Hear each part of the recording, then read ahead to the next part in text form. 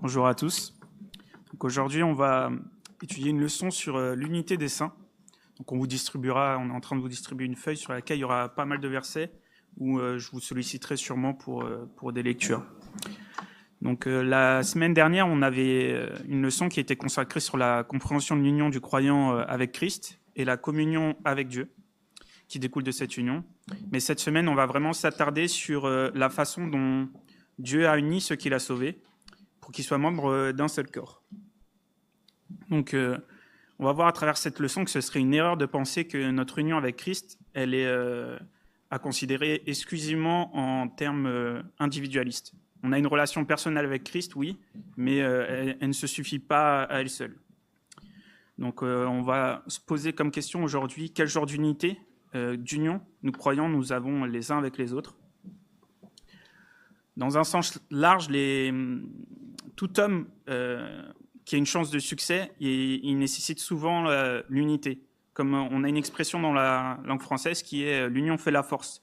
En fait, nous, en tant qu'hommes, on cherche tout le temps à faire partie d'un groupe, à chercher de l'unité avec quelqu'un d'autre, une similitude, une ressemblance avec quelqu'un.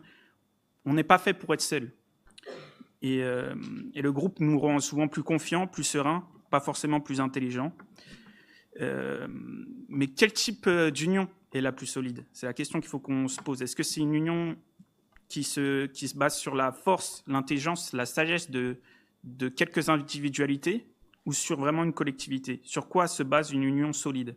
C'est ce qu'on va voir aujourd'hui. Si on prend l'exemple d'une équipe sportive, par exemple, d'une équipe de foot, si on se base toute notre union, toute notre unité sur un seul joueur, forcément, ça peut marcher sur court terme si l'individualité est exceptionnelle, mais pas sur le long terme. C'est pareil pour tout type de groupe. Et même si l'unité, c'est complètement reconnu dans notre société que ça nous apporte quelque chose, on voit aujourd'hui que l'unité, c'est pas forcément ce qu'on retrouve dans notre société. Il y a des troubles politiques, des disputes, des divergences sur plein de sujets, que ce soit politique, sur nos origines, en fait, dans une société, tout est prétexte à séparer la population. Même nos régimes alimentaires, aujourd'hui, ils séparent les gens. Et dans cette période de trouble, ce qui va être important pour nous, c'est de savoir qu'on a une opportunité vraiment d'exposer au monde que l'unité à travers Christ, c'est vraiment l'unité la plus immuable et la plus belle qui soit. Donc on va voir dans ces différentes parties, qu'est-ce qui distingue cette unité chrétienne?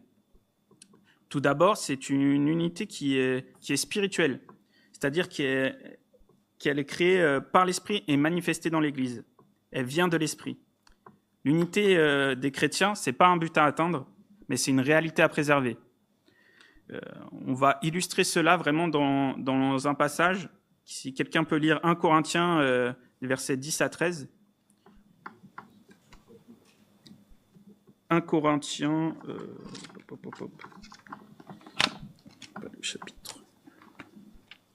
Sinon, je vais vous lire ce passage, j'ai pas le chapitre, je vais vous le lire. Je vous exhorte, frères, par le nom de notre Seigneur Jésus-Christ, à tenir tous un même langage, à ne pas avoir de division parmi vous, mais à être parfaitement unis dans un même esprit et dans un même sentiment. Car mes frères, j'ai appris à votre sujet, par les gens de Chloé, qu'il y a des disputes au milieu de vous. Je veux dire que chacun de vous parle ainsi. Moi je suis de Paul, et moi d'Apollos, et moi de Céphas, et moi de Christ. Christ est-il divisé? Paul a-t-il crucifié pour vous? Ou est-ce au nom de Paul que vous avez été baptisés? Là, dans ce passage, on voit l'église de Corinthe. Est-ce que pour vous, c'est une église qui est unie à travers ce passage? Si on voit vers le verset 13, notamment, chapitre 1, on voit ici que en fait, Corinthe n'est pas du tout unie. Et ici, c'est un rappel. Elle ne l'était plus. Il y avait des divisions, des disputes qui se créaient, des différences qui commençaient à se créer.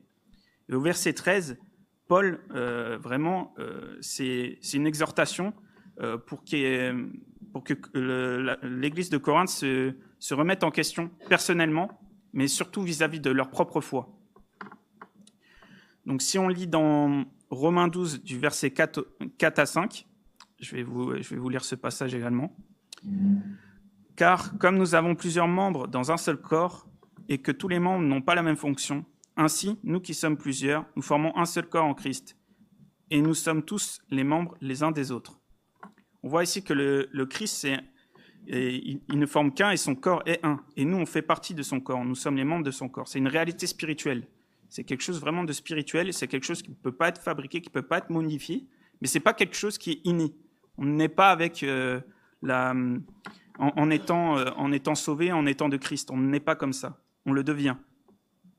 Et si on ne suit pas à la lettre les écritures de la parole, cette réalité, elle n'a aucun sens de dire qu'on est unis selon quelque chose de spirituel à laquelle on n'applique pas tout. Je vais vous lire dans Jean 15, les versets 9 à 12, pour vraiment vous relever ça. « Comme le Père m'a aimé, je vous ai aimé aussi. Demeurez dans mon amour. Si vous gardez mes commandements, vous demeurez dans mon amour. De même que j'ai gardé les commandements de mon Père et que je demeure dans son amour, je vous ai dit ces choses, afin que ma joie soit en vous et que votre joie soit parfaite. C'est ici mon commandement. Aimez-vous les uns les autres, comme je vous ai aimé. » Si on s'attarde vraiment sur le verset 12 ici, qu'est-ce que nous demande le Père ici? Il nous demande de nous aimer les uns aux autres, de nous aimer les uns les autres, comme je vous ai aimé. Mais est-ce que c'est une simple recommandation? Non, c'est un commandement. On le voit ici au verset 12, c'est un commandement. Donc ce qui différencie notre unité, c'est qu'elle découle de notre spiritualité, car nous devons de nous aimer entre saints, et tout comme Christ l'a fait. Faire le contraire, en fait, ça reviendrait à aller contre la volonté de Dieu. Je vais vous lire dans Éphésiens 4, les versets 1 à 3. « Je vous exhorte donc, moi, le prisonnier dans le Seigneur, à marcher d'une manière digne de la vocation qui vous a été adressée, en toute humilité et douceur, avec patience, vous supportant les uns les autres avec charité, vous efforçant de conserver l'unité de l'esprit par le lien de la paix. » En fait, dans ce passage, il est bien indiqué que l'unité de l'esprit, ce n'est pas un acquis. C'est quelque chose qu'il faut que l'on s'efforce à conserver. Donc on voit bien que c'est quelque chose qui nécessite une action. Et c'est vraiment un commandement spirituel. Au-delà de ce commandement, il y a une chose qui nous unit, c'est que nous sommes unis par le baptême dans un seul esprit. Nous avons tous été amenés dans cette unité par le Seigneur lui-même. Je vais vous lire un passage dans 1 Corinthiens, verset 12 à 13.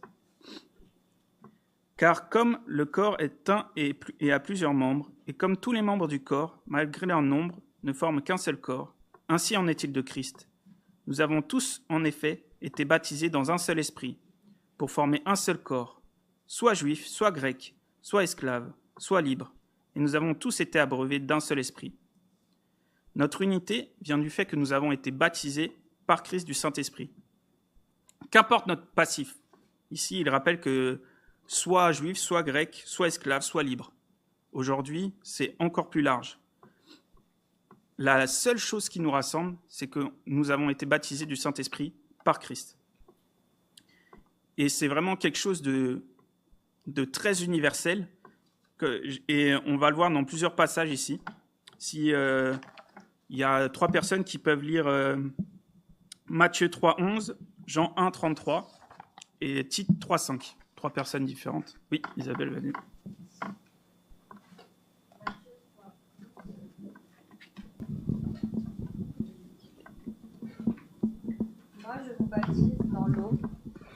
Moi, je vous baptise dans l'eau pour montrer que vous changez votre vie. Mais celui qui vient après moi est plus puissant que moi. Je ne suis pas digne de lui enlever ses sandales. Lui, il vous baptisera avec le feu de l'Esprit Saint. Jean 1, 33. Noémie.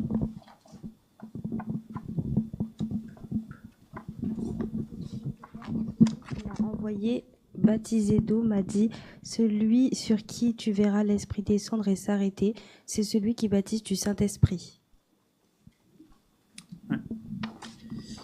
Et après, je vais vous lire Tite 3,5. Il nous a sauvés, non à cause des œuvres de justice que nous aurions faites, mais selon sa miséricorde, par le baptême de la régénération et le renouvellement du Saint-Esprit. On voit ici qu'à l'époque, Jean-Baptiste, lui, il baptisait d'eau. Donc c'était quelque chose qui était réservé quand même à des personnes qui étaient présentes auprès de lui. Mais aujourd'hui, on a la chance d'être baptisé par Christ, par le Saint-Esprit. C'est quelque chose d'universel. On n'a pas besoin d'aller dans un certain fleuve, d'aller vers tel prophète. On a déjà Christ pour nous. Et Christ est universel. Christ est pour tout le monde. Donc, ce n'est pas une seconde bénédiction que seulement quelques particuliers, seulement quelques élus peuvent recevoir. C'est quelque chose d'universel et qui nous unit tous et qui ne crée pas de division parmi le peuple de Dieu. Au lieu de ça, c'est même un don générateur d'unité pour chaque personne qui croit en Christ. Et on peut voir cela dans les mots d'adieu de Paul dans sa lettre aux Corinthiens, dans 2 Corinthiens chapitre 13, verset 14, que je vais vous lire. Que la grâce du Seigneur Jésus-Christ, l'amour de Dieu et la communication du Saint-Esprit soient avec vous tous. C'est la grâce du Seigneur, son amour et la communication du Saint-Esprit par lui qui fait que notre union, elle est profonde et immuable. Et au-delà de ça, cette union, elle n'est pas institutionnelle. Ce n'est pas parce que je fais partie de telle assemblée ou que je me réclame de telle dénomination que je suis uni en Christ et avec mes frères. C'est parce que je crois en Christ. Et je crois que c'est par lui que je suis sauvé. Cette unité des chrétiens, elle est spirituelle, mais elle est aussi doctrinale. C'est-à-dire qu'elle est fondée sur la vérité. L'unité d'une église locale n'est aussi forte que sa clarté et son engagement vers la doctrine biblique. La communion spirituelle, elle ne se produit pas par autre chose que par des moyens spirituels et à travers la parole. Donc là, on va lire un passage dans Éphésiens 4, versets 4 à 6, si quelqu'un peut lire. Sinon, je vais lire. Alors, il n'y a qu'un seul corps et un seul esprit. De même que vous avez été appelés dans l'espérance de votre appel, un seul Seigneur, une seule foi, un seul baptême, un seul Dieu et Père de tous, qui est au-dessus de tous, par tous et en tous. Donc, dans ce passage qui revient souvent, c'est le terme « seul ». Et on va voir ici, dans plusieurs points, qu'est-ce qui fait que nous sommes unis. C'est à chaque fois ce qui est lié à ce terme « seul ». Donc, on peut voir que nous sommes tous membres d'un seul corps. Donc là, si quelqu'un peut lire le passage dans 1 Corinthiens 12, verset 12. Car comme le corps est un et a plusieurs membres, et comme tous les membres du corps, malgré leur nombre, ne forment qu'un seul corps, ainsi en est-elle de Christ. Nous voyons ici que nous formons un seul corps. Nous avons tous le même Esprit Saint qui habite en chacun de nous. Donc si quelqu'un peut lire Éphésiens 2, les versets 22, pour souligner ça. En lui, vous êtes aussi édifiés pour être une habitation de Dieu en esprit. Là qu'on voit qu'on a tous le même Saint-Esprit qui habite chacun de nous. On a tous la même espérance, que notre appel soit identique. Je vais vous lire le passage dans Éphésiens 1, 13 à 14. En lui, vous aussi, après avoir entendu la parole de la vérité, l'évangile de votre salut, en lui vous avez cru, et vous a été scellé du Saint-Esprit qui avait été promis, lequel est un gage de notre héritage, pour la rédemption de ceux que Dieu s'est acquis à la louange de sa gloire. Chaque croyant se dirige vers la même destination. Nous savons que Jésus va revenir nous rechercher. Nous servons tous le même Seigneur. Quelqu'un peut lire 1 Corinthiens, chapitre 8, verset 6. Néanmoins, pour nous, il n'y a qu'un seul Dieu, le Père, qui vient de toutes choses, et toute personne, et un seul Seigneur, Jésus-Christ, par qui sont toutes choses, et par qui nous sommes. Donc nous croyons en un seul Seigneur, Jésus-Christ. Nous avons tous cru à la même foi qui a été transmise une fois pour toutes aux saints. Je vais vous lire le passage dans Jude 3. Bien-aimés, comme je désirais vivement vous écrire au sujet de notre salut commun, Je me suis senti obligé de le faire afin de vous exhorter à combattre pour la foi qui a été transmise au sein une fois pour toutes. Donc c'est une foi qui nous a été transmise une seule fois et à tout le monde. Nous sommes tous identifiés publiquement comme des disciples croyants du Christ par le même baptême. Donc on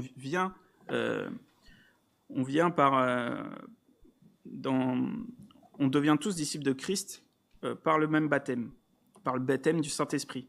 Donc je vais vous lire dans le passage là, Matthieu 28, verset 19. Allez, faites de toutes les nations des disciples, les baptisant au nom du Père, du Fils et du Saint-Esprit. On a tous la même porte d'entrée, c'est le Saint-Esprit, par Christ.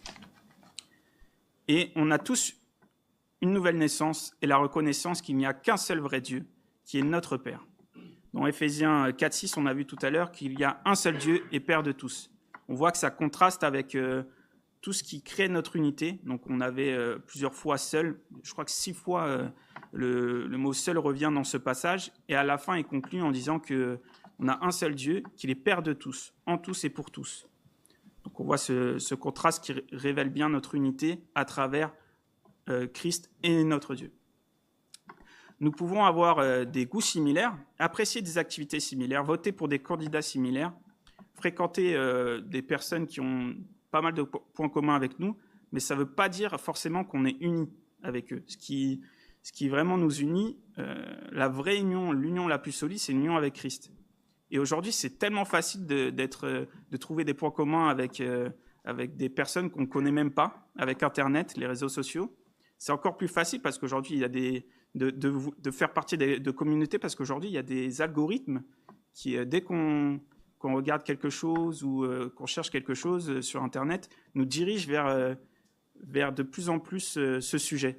Et donc, forcément, on va même peut-être commencer à parler virtuellement à des gens qu'on ne connaît même pas, mais qui ont des points communs avec nous. Mais ça ne veut pas dire qu'on a une vraie unité. Ça veut juste dire qu'on a des points communs, mais l'unité la plus solide, c'est celle qui vient de Christ. Si on prend un exemple plus proche de nous, si on peut avoir 2 églises qui ont les mêmes genres de bâtiments, on s'habille tous pareil, mais fondamentalement, on peut ne pas être unis si la doctrine n'est pas saine et solide dans cette église. Si une église a les mêmes pratiques que nous, les mêmes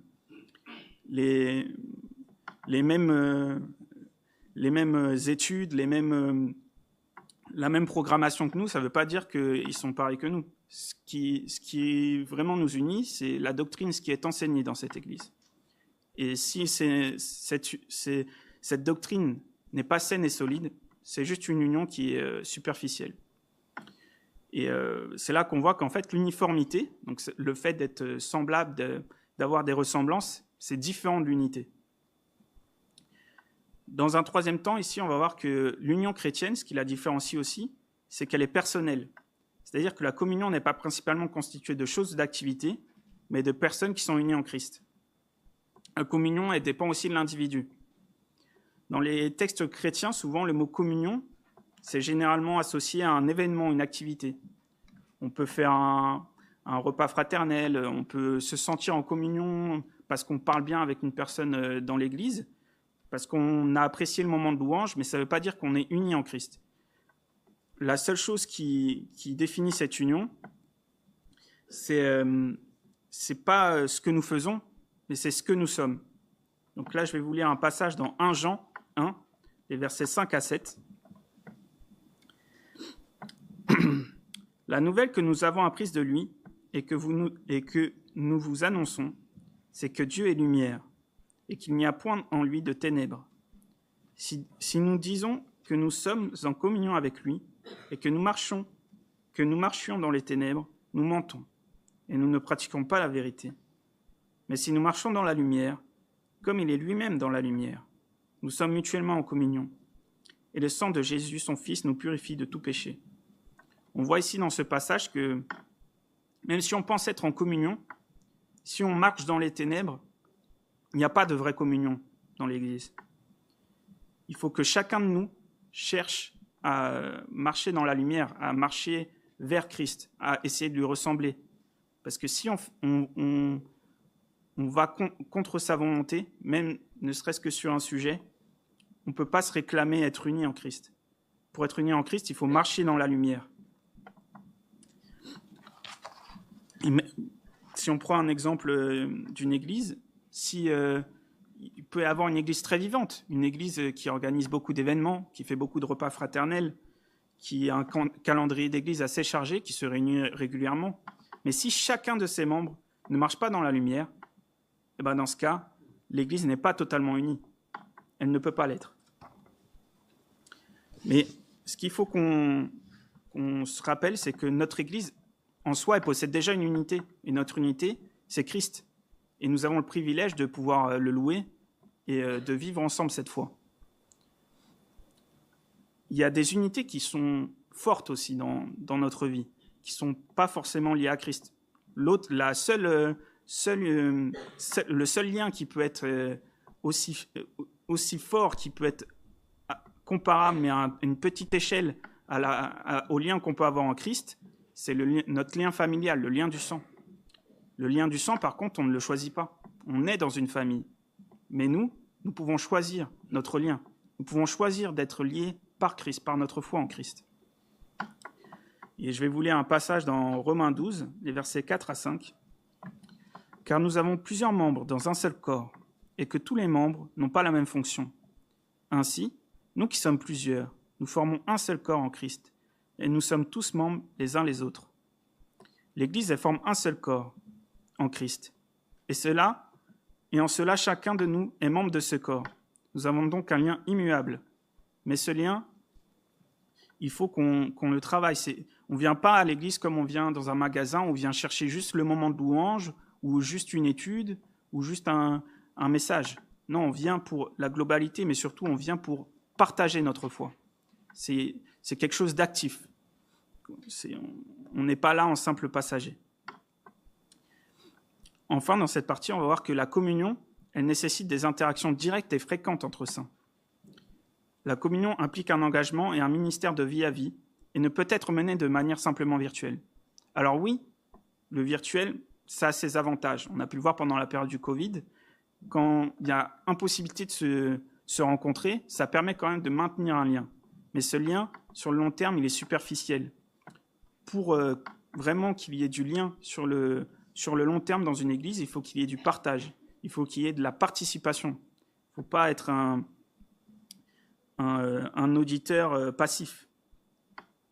Et on va voir ici dans un passage que j'ai trouvé très intéressant, c'est que ici, dans 2 Jean 12, Jean, à l'époque, il n'y avait pas de SMS, il n'y avait pas de WhatsApp, mais pour lui, c'était quand même dérangeant d'avoir une correspondance par courrier pour vivre pleinement sa foi. Il rappelle ici, dans 2 Jean 12, « Bien que j'ai beaucoup de choses à vous écrire, je ne peux pas le faire avec du papier et de l'encre, mais j'espère venir à vous et vous parler face à face, afin que votre joie soit comblée. » Il dit ici que l'unité et même la joie d'une assemblée, elle ne peut pas se contenter de relations à distance, mais qu'il faut qu'il y ait un partage, vraiment un partage physique. Il faut qu'on se rencontre. Les gens, ils savaient que rendre visite à ses croyants, ça pouvait avoir un impact beaucoup plus fort qu'à travers ses écrits, ses courriers. Ces courriers, à lui, c'était nos SMS ou nos WhatsApp d'aujourd'hui. Et on voit que, à travers tout ça, tout ce qu'on a vu, ce qui va vraiment être important là dans notre dernière partie, c'est que notre unité, elle est spirituelle, elle est doctrinale, elle est personnelle, donc elle dépend de nous, mais surtout, elle est précieuse. C'est-à-dire, il s'agit d'un beau cadeau à apprécier, à exposer et à protéger. À travers notre unité, nous pouvons révéler la sagesse de Dieu au monde et aux anges. Ça peut paraître présomptueux, mais c'est écrit dans la parole. Si on lit dans... Quelqu'un peut lire Éphésiens 3, des versets 8 à 10, pour voir cela. Ouais, Myriam.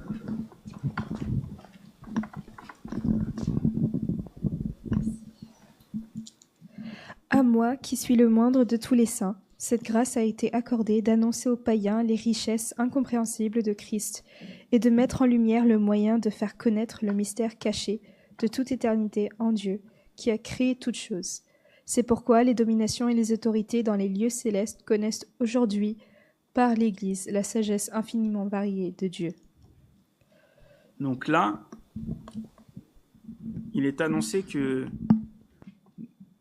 nous, en tant que petites personnes, à travers notre unité dans l'Église, on peut annoncer et montrer la beauté et la sagesse multiple de Dieu, la révéler au monde, donc aujourd'hui à ceux qui ne sont pas dans l'Église, mais aussi aux autorités dans les lieux célestes. Donc les autorités dans les lieux célestes, c'est les anges. Il ne faut pas faut pas que ce soit compris comme quelque chose de présomptueux. C'est quelque chose qui est écrit. En fait, notre unité, c'est quelque chose de beau, même pour les anges. Donc il faut qu'on n'ait pas honte de la révéler et de l'exposer. En d'autres termes, l'activité en elle-même, ici, c'est pas le but. En fait, on dépeint, à travers nos louanges, les études, toute notre union en Christ, notre union dans la foi en Christ, elle dépeint la sagesse glorieuse de Dieu au monde et aux anges. Et cette union avec Christ, c'est un héritage qu'on a reçu, et il faut qu'on la reflète, qu'on n'en ait pas honte. On voit, je vais vous lire ici un passage dans Psaume 133, le verset 1. Donc c'est un psaume de David, plus de 1000 ans avant Jésus-Christ, où il dépeignait déjà la beauté et l'immense satisfaction d'une unité entre saints. Voici qu'il est bon et agréable à des frères d'habiter ensemble dans l'unité. Donc on voit ici que David, il montre bien que c'est bon et agréable de montrer notre amour fraternel et d'habiter dans cette unité. Alors il faut qu'on considère vraiment cette beauté comme une bénédiction, notre unité en Christ. Et c'est aussi important de penser à l'Église comme quelque chose de vivant, de réel. Ce n'est pas un idéal inaccessible. On peut y travailler chaque jour. Il ne faut pas qu'on soit trop critique les uns envers les autres, mais il faut quand même qu'on désire, qu'on soit dans l'exhortation pour que chacun puisse ressembler de plus en plus au Seigneur et d'aller vers ça. Mais on n'est pas parfait non plus en tant qu'Église, donc il faut qu'on soit dans l'exhortation chacun les uns envers les autres. Donc on voit que oui, l'Écriture elle nous présente un idéal vers lequel on doit tendre. On ne peut pas dire qu'il y ait une Église parfaite dans le monde. Chacun a ses imperfections. Mais il faut que nous, notre commandement, c'est d'exhorter chacun à tendre vers ça. Donc cette quête, elle exige du dévouement, de la persévérance, de la patience. Et il faut vraiment que l'unité qu'on peut trouver, qu'on a, il faut qu'on la chérisse et il faut qu'on la protège. Donc c'est vraiment très important de la conserver, cette unité. Et donc pour conclure toute cette leçon, je vais vous relire le passage dans Éphésiens 4, mais cette fois je vais vous relire les 6 premiers versets, parce que je trouve que c'est vraiment une exhortation parfaite sur tout ce que l'on doit faire dans une église pour atteindre cette unité et la conserver. Et ça montre aussi de quoi est faite notre unité en Christ. Donc je vais vous lire ce passage et après je vais conclure par une prière. Donc Éphésiens 4, versets 1 à 6. Je vous exhorte donc, moi, le prisonnier dans le Seigneur, à marcher d'une manière digne de la vocation qui vous a été adressée, en toute humilité et douceur, avec patience, vous supportant les uns les autres dans l'amour, vous efforçant de conserver l'unité de l'esprit par le lien de la paix. Il y a un seul corps et un seul esprit, comme aussi vous avez été appelés à une seule espérance par votre vocation. Un seul Seigneur, une seule foi, un seul baptême, un seul Dieu et Père de tous, qui est au-dessus de tous, parmi tous et en tous. Prions. Seigneur, nous te remercions de nous donner le privilège de pouvoir nous réunir chaque dimanche ou chaque mardi dans cette église pour te louer, pour te prier, Seigneur. Nous savons que notre unité, en tant que chrétiens, est un don que tu nous as donné, Seigneur. Ce don, nous devons le chérir, le protéger, l'apprécier, l'exposer, Seigneur. C'est un don immuable, c'est un lien immuable, c'est un lien beau. Et il faut qu'on en prenne soin, qu'on y travaille, qu'on s'efforce à le conserver et à l'exposer. Amen.